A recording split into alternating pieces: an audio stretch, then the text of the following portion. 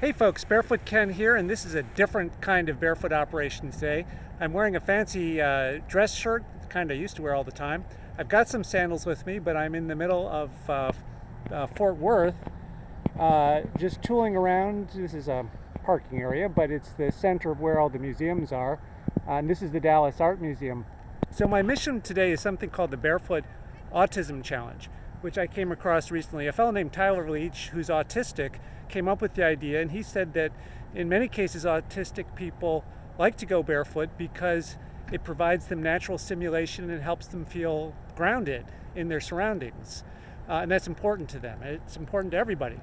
So the Barefoot Autism Challenge is just to go somewhere and take off your shoes and see what you experience, and also do it to show support for the autistic community.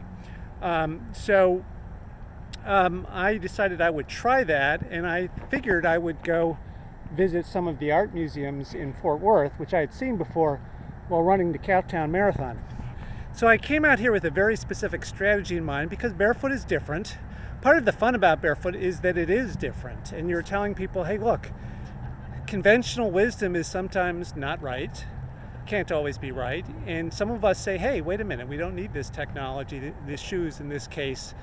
We want to do something differently and more natural, and you run into a wall of conventional thinking on the topic. So I thought it would be interesting to see what I could get away with. And so here's what happened.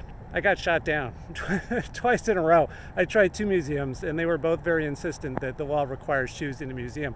In fact, the second time I asked to speak to the manager, and the fellow came out, he was very polite, but he said, you know, when they move art around, little tacks could fall out of the paintings and create a health problem. Plus, it's a health issue, he said. The fact is, I haven't checked Texas, but definitely in New York, there are no health laws against barefoot. I don't think there are in any states, really. But, you know, maybe art museums are a bastion not only of fine art, but also of stodginess, fussiness, and conventional thinking.